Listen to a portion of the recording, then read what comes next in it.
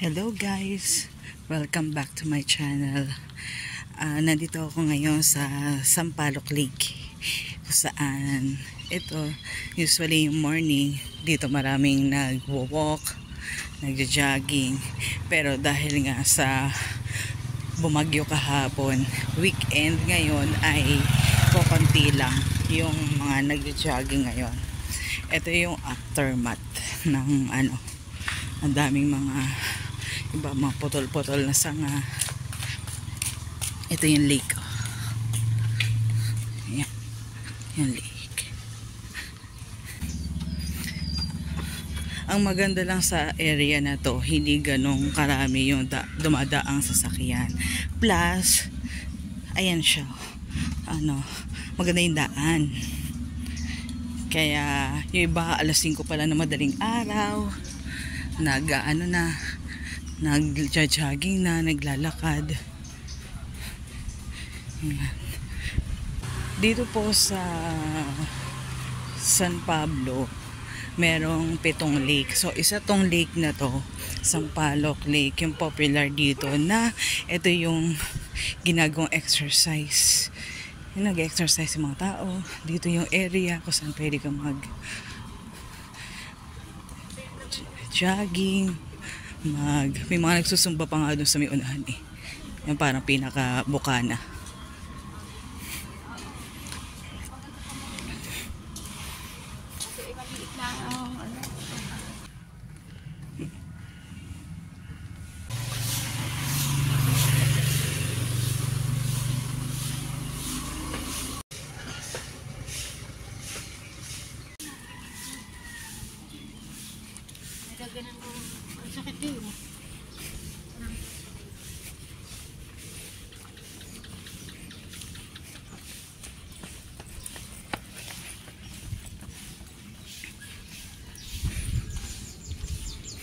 Ito dito, may magandang area.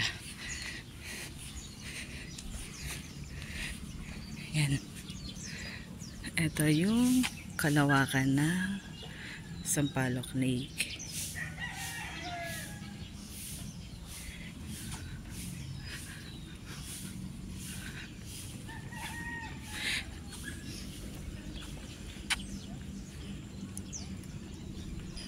May nag-fishing, makakuha ng tilapia. Eto, yan yung bundok na yan. Mount Banahaw yan eh.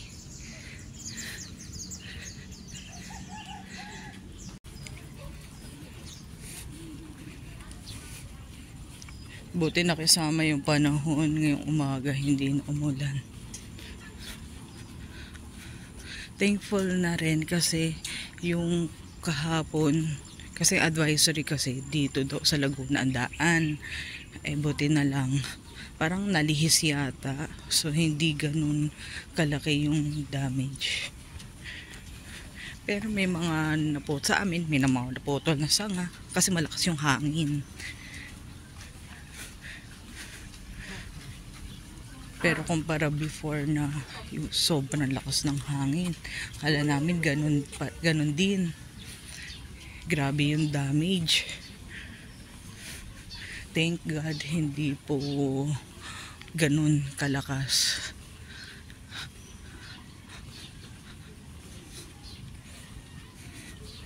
Kaya gusto nyo pumunta dito, punta lang kayo dito sa Sampaloc Lake ko. Gusto nyo tumambay. Ito may mga area. Maglalakad ka lang syempre para makarating ka sa mga area na to. Maganda to, may mga kasama ka, barkada mo, family.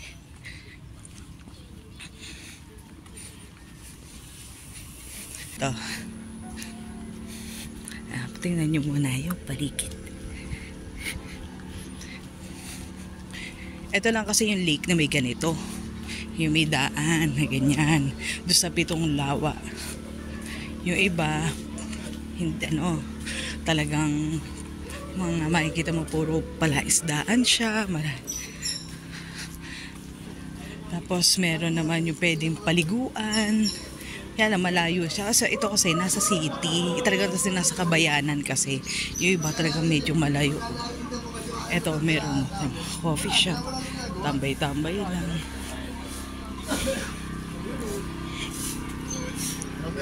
Tapos ganito ang view mo. Oh.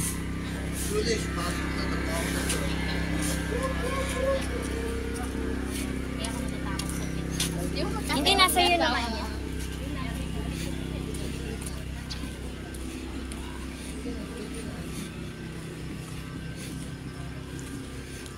Kung yung goal mo ay 10,000 steps, marireach mo to mga siguro 2 ikot. Yan.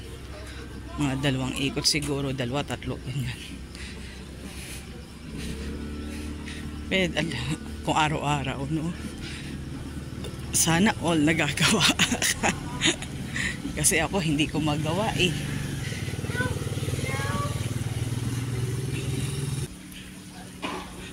Ang marami dito, mga coffee shop. Ayun, katulad ng puro kape. Kape. Tapos dito yung ano mo, upuan.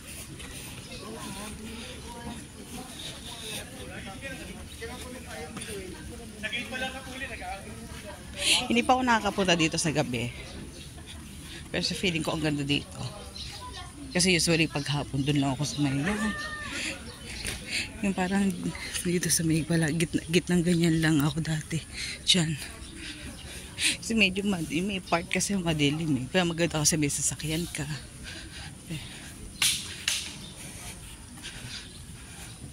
Pero kung marami naman kayo, ay, Gora Bells ka. Ay no, timo. Mamaya, puno na yan. Dahil nga sa sana wag nang bumagyo, umuwi na umulan. Kasi kawawa din yung mga maliliit na negosyante. Ngayon natin.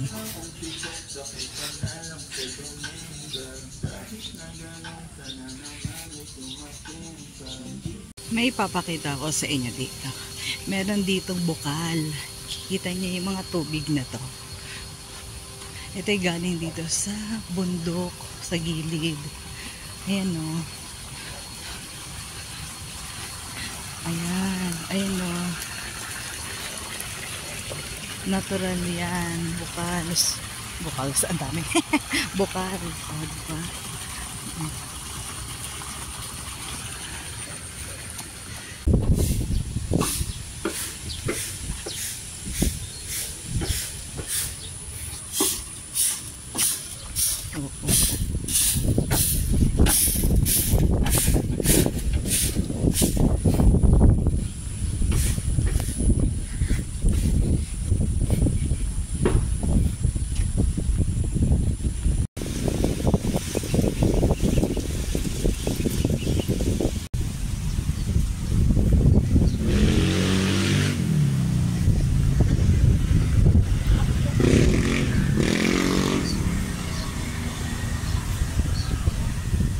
Yung total niyan 3.7 kilometers yung kabuuan nitong lake.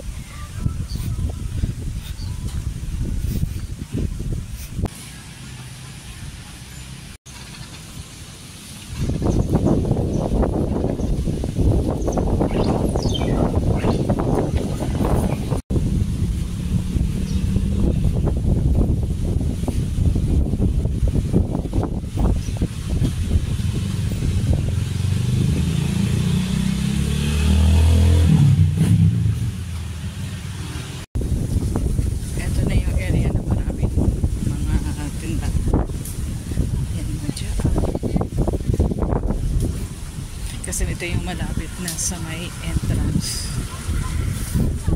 Ayan, liliit na yan. Coffee shop. Lakas na ng hangin.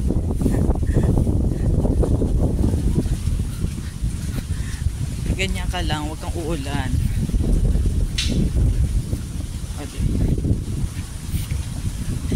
Hindi ka maguguto, kailangan mo lang may dala kang pera eh.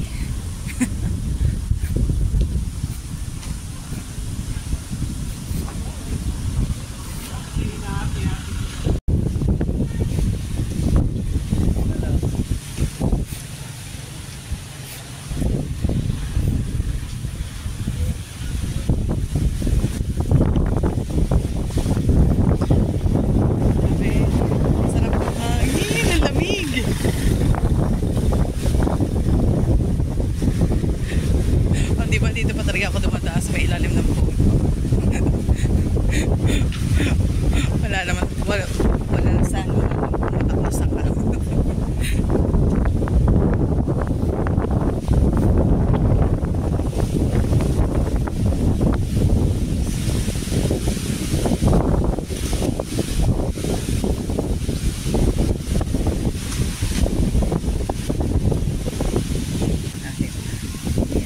Ito yung view sa sa Palok Lake, yung isa sa magandang view din kasi kita mo yung Banahaw, Mount Banahaw.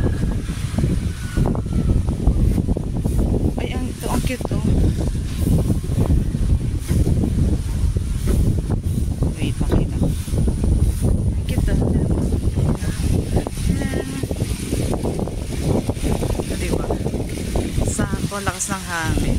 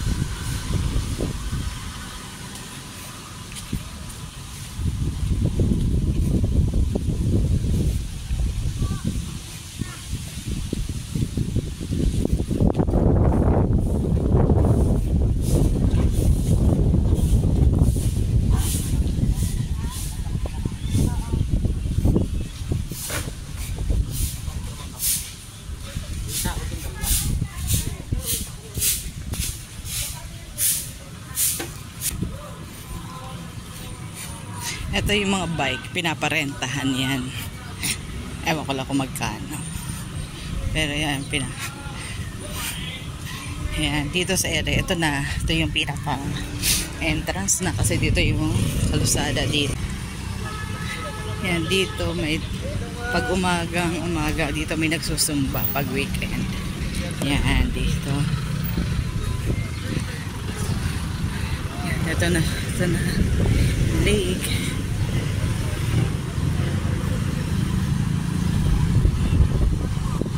Kukunti lang talaga yung tao. Yan, may mga tindang buko juice.